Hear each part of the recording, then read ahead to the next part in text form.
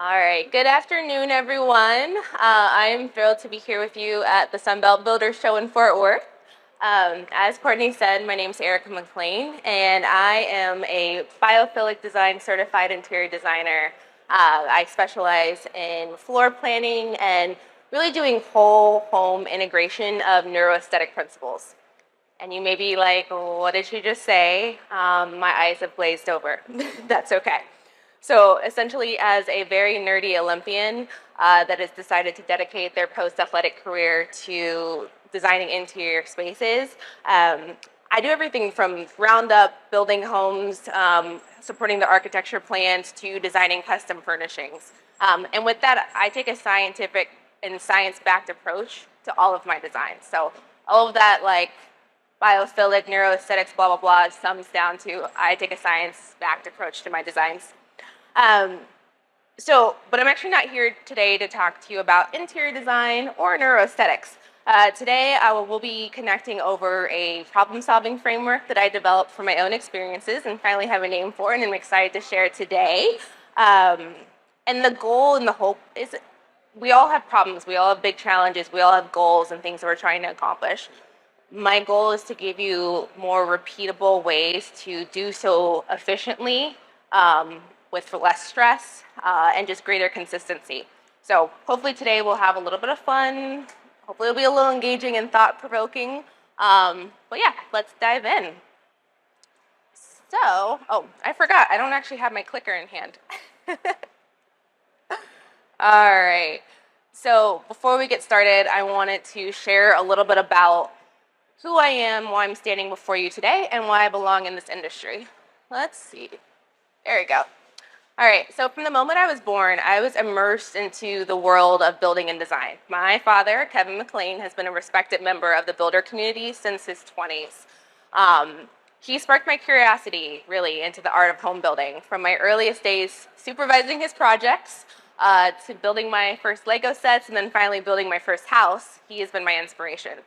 So, Dad, thank you for teaching me the value of creative exploration, thoughtful planning, and precise execution. Your dedication to volunteering with Habitat for Humanity and annual trips to build for those in rural Guatemala. Don't give me that look. You have inspired my design work. Because of you, I truly approach everything I do with empathy, and my goal is to help people live the healthiest, most fulfilled lives and harmonious lives with their family and friends. So, Dad, please stand up. Just give the crowd a wave in case they don't know who you are. All right. So, we're here to problem solve today. Imagine this. You're on the brink of greatness, but an unexpected hurdle appears, threatening to derail everything you worked for. Think severe weather causing significant structural damage, discovering zoning restrictions after breaking ground, or how about unanticipated code violations mid-project that required notable fabrication alterations? Wouldn't it be great if you had, I don't know if this thing is on. I'm gonna move it just in case. Wouldn't it be great if you had a tool that turned every challenge into an opportunity, every task into a step towards excellence, and every goal into an achievable milestone?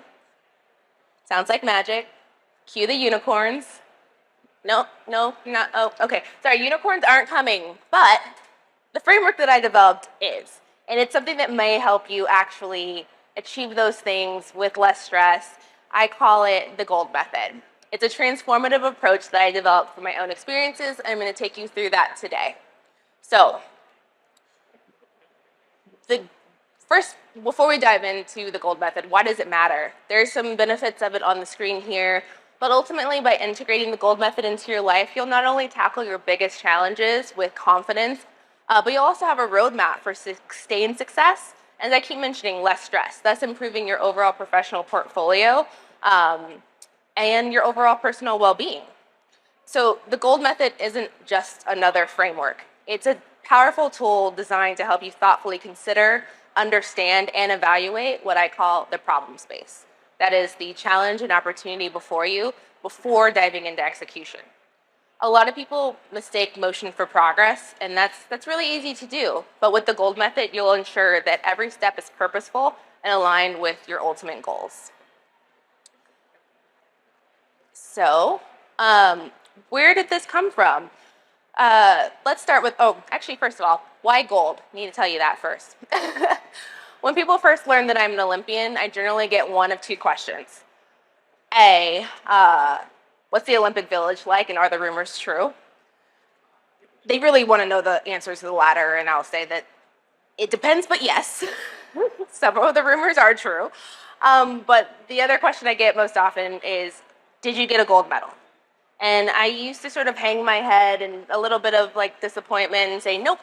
But I finally realized that actually the answer is a resounding yes, just not in the traditional sense. Over the years of regularly applying the tenacity, curiosity, and dedication that led me to become an Olympian, I've come to realize that the true gold was in the journey to get there all along. The lessons and resilience that I built along the way are what I encapsulate in the gold method. The essence of this is really about transformation and outstanding results. As we all know, gold is one of the most valuable metals on Earth, and it regularly signifies top achievement. And so the greatest lesson from my Olympic journey, what becomes gold in life, is your ability to transition and persevere. So let's start with a story. I'll never forget when on March 7th, 2011, a freak training accident shattered my dreams of making my second Olympic team and becoming the first female American triple jumper to ever win a gold medal at a major competition. I was actually told I might never walk again. But instead of giving up, I gathered every ounce of resilience that I had. I organized a new plan. I leveraged everyone and every resource I could in my network, and I delivered on a promise to myself to not just walk again, but to thrive. And here I am. Let's see, less than a year later, I placed second at the Indoor National Championships. Rarely do I celebrate, getting second, but this was one of the biggest milestones I've ever had in my life, going from not walking again to placing second. And 2 months after that, I actually jumped a distance that would be the #1 mark in the country for 2012. But due to Olympic qualification standards, I was prevented from representing the games in London, but hey, c'est la vie. The journey to overcoming adversity and tackling this immense amount of problem solving taught me invaluable lessons, which I now encapsulate in the gold method. So let's dive in. The first step in the method is gather. This means immersing yourself in understanding every aspect of a new challenge or a project and opportunity. It's about collecting data, insights, and feedback to lay a strong foundation. How many of you have ever made a career switch, made a high-stakes investment, or tried something new and important for the first time, like, becoming a parent or cooking for a hot new crush? You likely felt some anxiety and pressure to get it right. My journey from the Olympic track to the Silicon Valley boardrooms was not just a career transition. It was a transformation that was pivotal to my livelihood. It required gathering vast amounts of information, navigating unknown territories, and completely reinventing myself. The shift from becoming a professional athlete to a tech professional was a significant leap marked by intense research and introspection. I started by exploring my interests outside of athletics.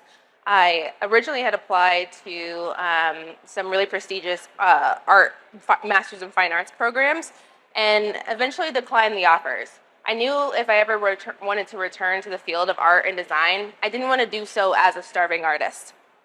So I reflected on what is it that I want to be able to do. If I return to the world of art and design, I want to be able to run a successful business, and I want to be able to do so with advanced technical chops to have some really robust operational efficiency. So this led me to apply for an MBA instead and explore careers in the technology field.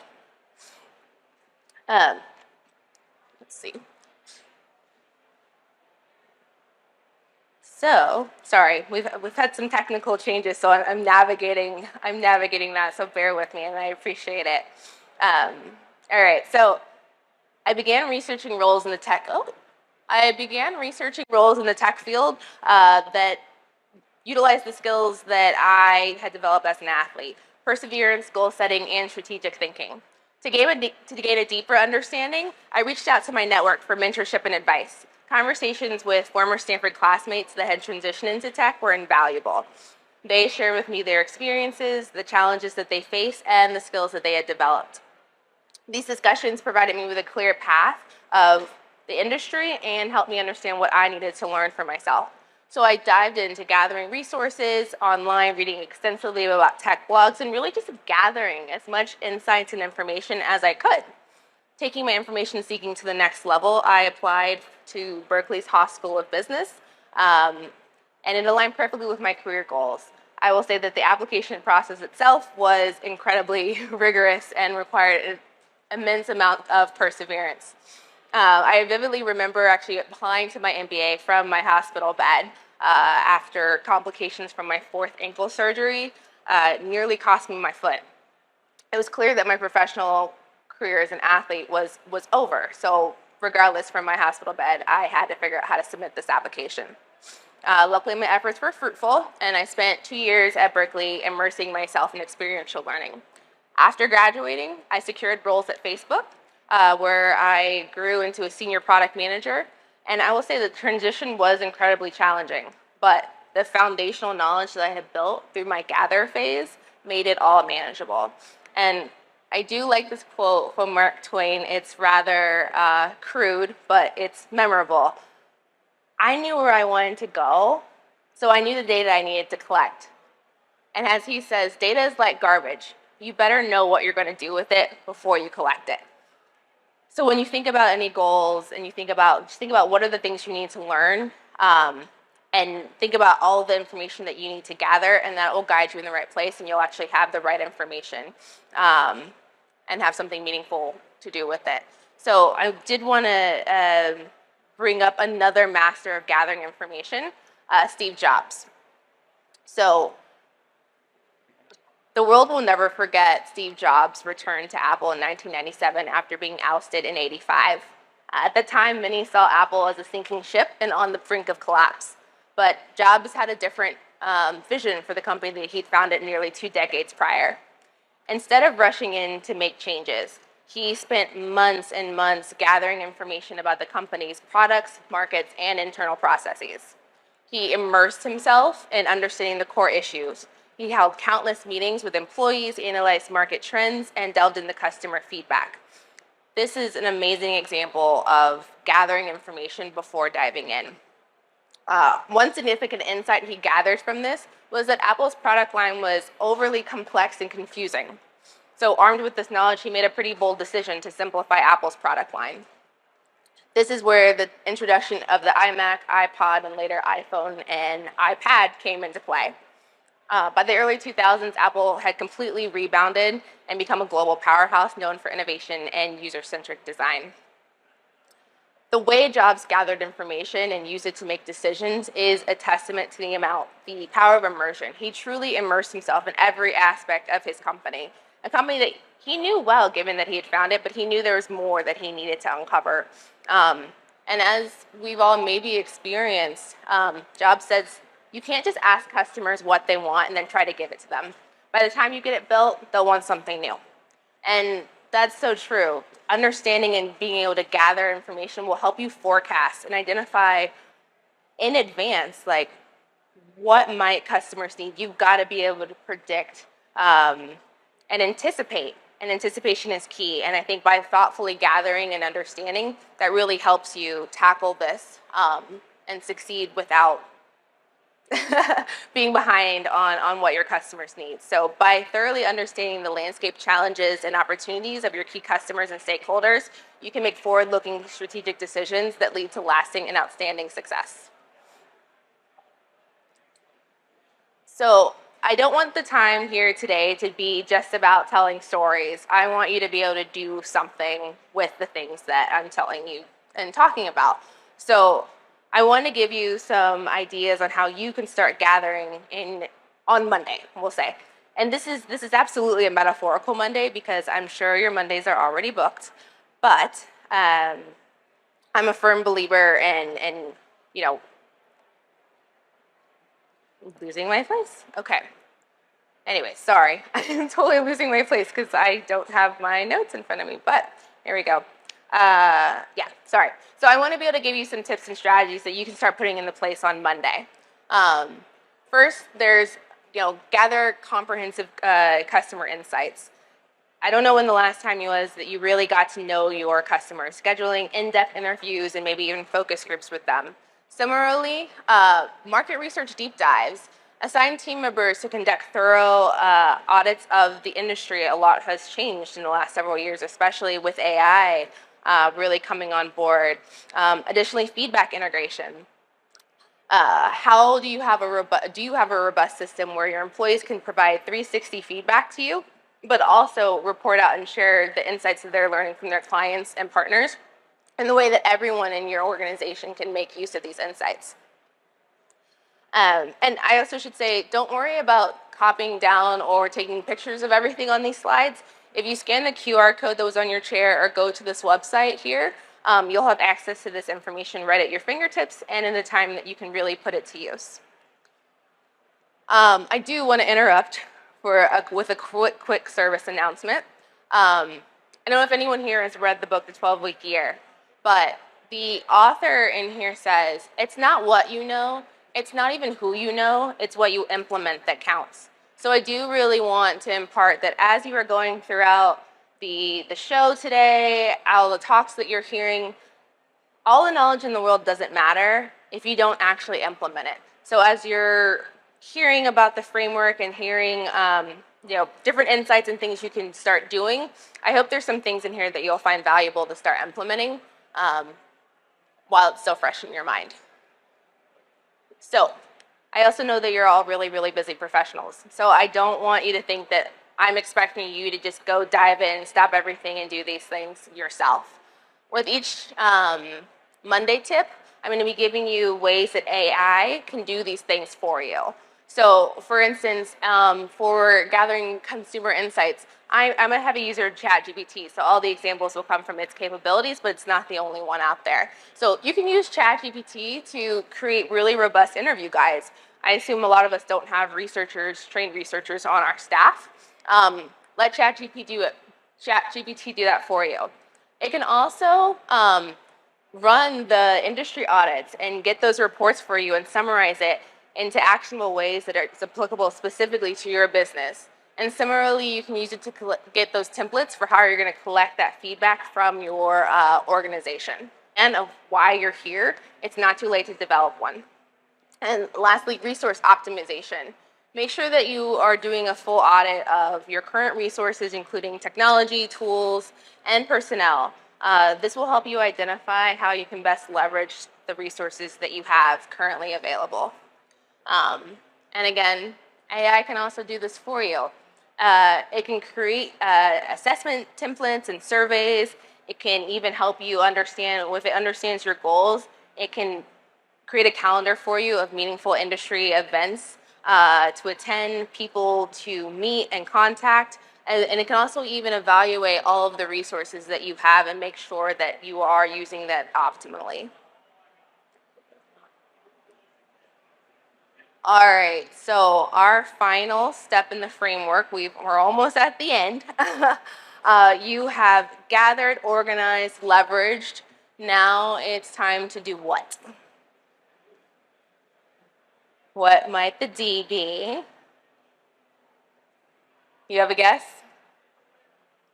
Oh, I heard Gina. Yeah, deliver. That is right. All right. Yes. There's a cup of coffee on me. There's a Starbucks across the street. All right, so deliver. Deliver is about precise execution with excellence. All right, so in my interior design business, delivering excellence means paying attention to every single detail, from the initial client briefing to the final reveal, from each architectural measurement to the last rug placement. I recently completed a small but relatively high-stakes project for a Hollywood screenwriter and actor. The client wanted to transform their unused, abundantly dusty, and very blandly beige ADU. They wanted the space converted to a functional, inspiring space where they planned to write and edit their next blockbuster hit. And they needed it complete within 3 weeks of our initial discovery call. To complete this project, it required meticulous planning and execution, especially given that I was quarterbacking from 1,500 miles away. The GC and I started with a detailed client briefing to understand their needs, preferences, and vision. Every element from selecting bespoke wall treatments to coordinating contractors was meticulously planned in advance. And reflecting on this project, well, first I should say, and our efforts were fruitful. The final reveal was a moment of triumph. The client was incredibly thrilled, and it has resulted in numerous referrals as well as opportunities to work on some of their other properties. And so as I reflect on this project, it calls to light this quote by Maya Angelou where she said, I've learned that people will forget what you said, people will forget what you did, but people will never forget how you made them feel. And I would say this quote resonates deeply with the essence of delivering excellence, because beyond technical execution and aesthetic appeal, the true success of this project really lay in how we made the client feel. They felt valued, heard, and inspired. So the joy and satisfaction they expressed at the reveal was really the ultimate indication of the success of the project. And so I do want to call out that delivering excellence isn't just about the transformation of a space or the completion of a project. It's really about the experience in the duration that leaves the most lasting impact. It's about ensuring that every interaction, every decision, and every detail contributes to a sense of fulfillment and happiness with your overall end client. By focusing on how we make our clients feel, we can not only achieve outstanding results, but also build lasting relationships that are built on trust and mutual respect. So our last master of the day is Luis Barragan. Luis Barragan is a Mexican architect known for not only the beautiful spaces that he built, but the way his spaces make people feel. His process begins with profound understanding of the project's context, purpose. He's really meticulous about gathering information about the site, its surroundings, and the people who will use the space. Through this immersion process, he's able to develop a vision that integrates form, function, and a really deep sense of place. For Barragan, architecture was about more than just buildings. It was really about crafting experiences. And one of the most iconic examples of his ability to deliver excellence is Casa Luis Barragan in Mexico City. This personal residence was completed in 1948 and is a masterpiece of modern architecture that combines traditional Mexican elements with modernist principles. His innovative design of open spaces and secluded corners created a harmonious balance between public and private areas. Furthermore, Barragan understood the transformative power of light in architecture. He meticulously planned the orientation and design of windows and openings to harness natural light, creating dynamic spaces that change throughout the day. This play of light and shadow is not accidental. It was carefully planned and crafted. It was a carefully planned and crafted element that created a sense of serenity and contemplation. During the construction phase, Barragan's commitment to precision and excellence ensured that his vision was realized flawlessly. He closely supervised the construction process, collaborating with craftsmen to achieve the desired finish and quality. Barragan believed that architecture should evoke emotion, and he achieved this by meticulously executing every detail. His rigorous approach to planning and construction resulted in spaces that were not only functional, but deeply moving. Barragan once said, "It is essential to an architect to know how to see." And I mean see in such a way that the vision is not overpowered by rational analysis. This philosophy underscores his balance of artistic vision with practical execution. By seeing beyond mere rational analysis, he infused his projects with a sense of wonder and emotional depth that transcended conventional architectural practices. Um, Barragan's holistic approach to design and construction demonstrates that true excellence in the delivery lies in the seamless integration of vision, precision, and emotional impact.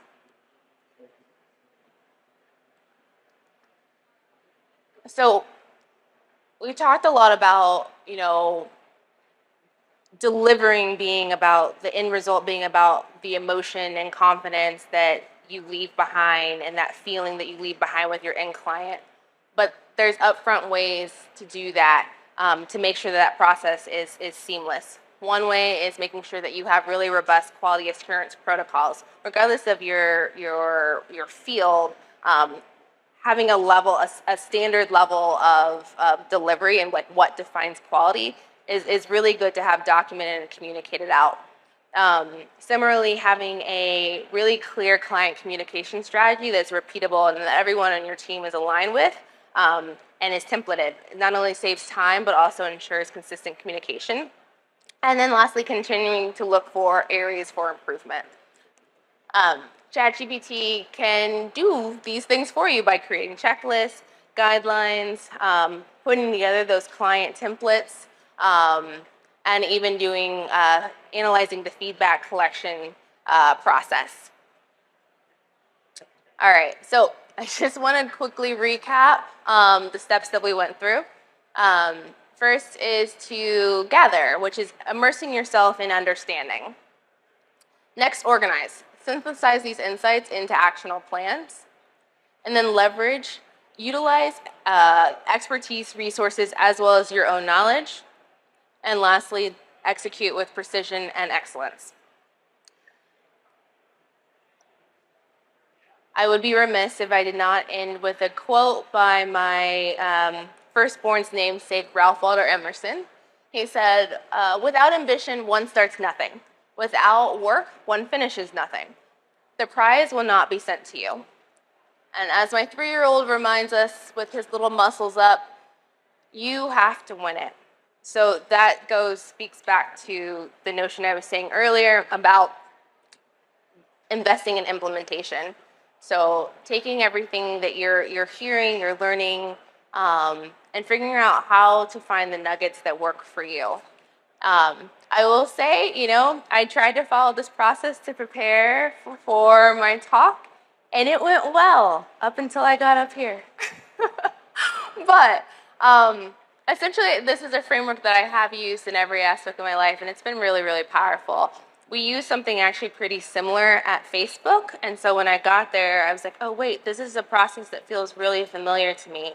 We simply called it the UIE framework, which was understand, identify, and execute. But I wanted to break it down into something that was a little bit more tangible, clear, and had a few more steps to it just to make sure that everything was really thoughtful and thorough. One of the things I see most common is people, when you have a problem, you jump straight into execution. You can see a solution for it, and you're like, I'm gonna go dive straight in. And I think the mistake often was that with that is you don't understand. Sometimes we miss the broader context around the problem, and we're only solving one part of the problem. But I think if you invest in the upfront gathering, organization, and leveraging, you're able to deliver and execute with greater efficiency and accuracy. I think there's I don't remember the exact stat, but it's something like we should be spending 62% of our time and when we're problem solving upfront and understanding. So before we even get to execution, more than 50% of that time should be spent understanding the entire problem space and everything around it. And that gives us the best chance to execute with sound confidence that, we are solving the problem at hand in the best way possible. So that is my talk, and thank you for dealing with my, communication challenges and my technical challenges today. This is the first time I have given this talk on this topic, so it will be continuous. I'll be working on continuous improvement. But I don't know if anyone has any questions, but we're done. All right. Thank you.